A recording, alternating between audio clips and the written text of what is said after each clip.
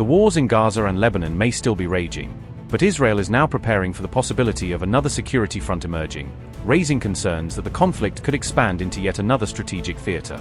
Israel's only gateway to the Red Sea, the city and port of Eilat, has been placed on heightened alert as Israeli authorities assess new security challenges and potential threats emerging from the surrounding region.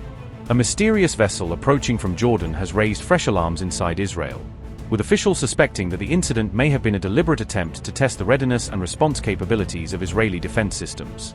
Israel's Shin Bet chief has reportedly issued warnings about the possibility of a large-scale assault resembling the October 7 Hamas attack, triggering renewed concerns over whether Eilat could face a similar security scenario. From the shores of Eilat to the volatile border with Lebanon, Israel appears to be expanding its military preparations even as the US-Iran agreement seeks to prevent a wider regional conflict. The Israel Defense Forces have announced a new military exercise in the Gulf of Eilat and the Golan Heights, with I-24 News reporting that the drill is part of Israel's continued efforts to maintain readiness across multiple strategic regions. According to reports, the exercise involved the movement of security personnel, military vehicles, and naval vessels, simulating various operational scenarios in and around the sensitive areas. The IDF clarified that the military activity was only a planned exercise and said residents would be immediately informed by security authorities in the event of any genuine security incident. The drill has drawn attention because Eilat holds immense strategic importance as Israel's only port on the Red Sea and a critical gateway for its maritime access. Eilat's proximity to the Straits of Tiran makes the region a recurring focus of Israeli military planning, as control and security of the waterway remain strategically significant. The latest exercise also forms part of a wider pattern of IDF readiness drills being conducted across different parts of Israel amid evolving regional security concerns. The military activity comes shortly after I-24 News reported that a jet ski had attempted to enter Israeli territory from Jordan in what was considered a suspicious incident. According to reports, Israeli naval forces identified the approaching watercraft, intercepted it, and forced it to retreat back towards the Jordanian side of the border. The IDF reportedly assessed that the vessel may have been remotely operated, raising concerns that the incident could have been designed to test Israel's defensive response. Following the suspected infiltration attempt, the Israeli Navy reportedly raised its alert level around Eilat, particularly due to the city's strategic importance and the large number of tourists in the area.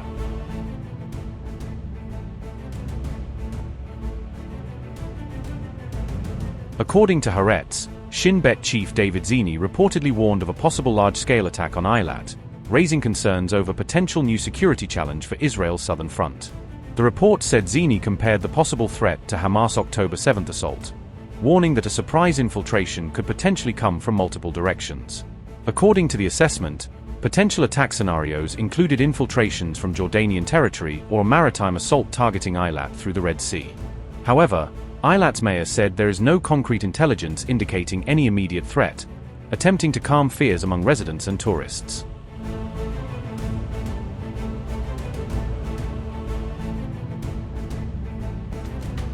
According to a report by Israel Hayom, the IDF's 551st Brigade captured the Majdal Zaun area in southern Lebanon during operations targeting what Israel described as a key Hezbollah position. The report stated that Majdal Zaun had served as a strategic Hezbollah stronghold, with the group's elite Radwan force allegedly using the area as a significant operational base. According to Israeli claims, Hezbollah had converted apartments located on a ridge overlooking the region into drone launch positions from where UAVs were allegedly launched towards Israeli territory. Israeli forces also reported discovering large quantities of weapons, anti-tank missile launchers, combat equipment and other militant infrastructure inside the Majdal Zaun area. Reports added that the 551st Brigade had suffered the loss of 22 soldiers during its operations across multiple battlefronts, including fighting in Gaza, Lebanon, and Syria. One of the force commanders of the IDF, Lieutenant Colonel B., told Israel Hayom, and I quote, "As the troops advanced through the village, it became clear that almost every house was part of the defensive system protecting the underground infrastructure. Every house we reached was prepared with heavy weapons to delay the IDF maneuver. In practice, we understood that it was meant to protect the underground, the strategic infrastructure that they had apparently invested decades in building. We understood that it was not really civilian, but a full-blown Hezbollah village. We worked for many long days to locate the infrastructure, until we struck the tunnel route. When we discovered the tunnel, we were surprised by its size. its length, and also by the things we found inside it.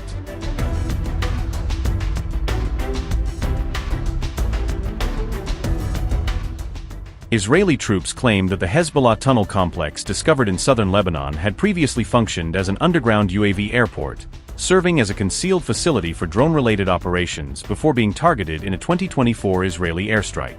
According to Israeli reports, the underground complex contained 4 separate entrances along with multiple launch routes that were allegedly designed to allow Hezbollah drones to enter and exit the facility undetected.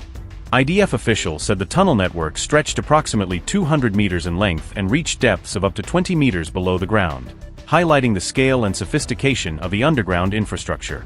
Israeli officials claimed that the tunnel included a central corridor connected to multiple branches, along with living quarters, storage areas, and spaces where weapons and military equipment were reportedly kept. IDF troops also reported finding a truck and a forklift abandoned inside the tunnel, which Israeli officials said suggested the facility had been actively used and maintained over a long period of time. An Israeli military official stated that drones found or associated with the site had an operational range of up to 250 kilometers, allowing them to potentially strike targets deep inside Israeli territory.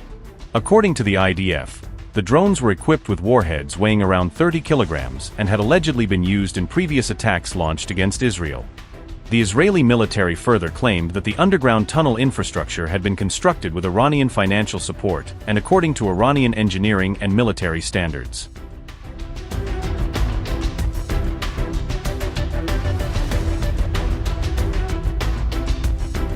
There is no such thing as a ceasefire that grants Israel freedom of action.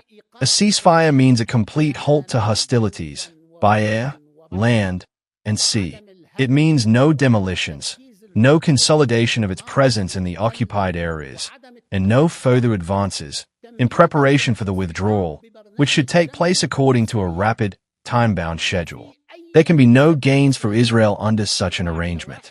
There is only one principle. Anyone seeking an agreement with Israel must base it on mutual security and the deployment of the Lebanese army to the south of the Litani River. Anything short of that is unacceptable. Let the Israelis and everyone else understand this. Remaining on Lebanese territory is impossible. There will be no Israeli security zones on Lebanese soil.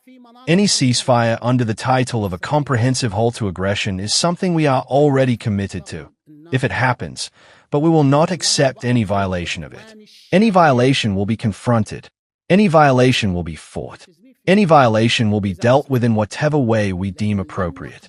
I call on the Lebanese authorities to benefit from the Memorandum of Understanding process. Look at the honorable people in Iran. Go and fix out your situation with Iran, you political authority. Fix your relationship with Iran. Even the United States is fixing its situation with Iran. All Arab countries are adjusting their relations with Iran. What are you? What kind of people are you? You are still standing aside, behind the rest. Why?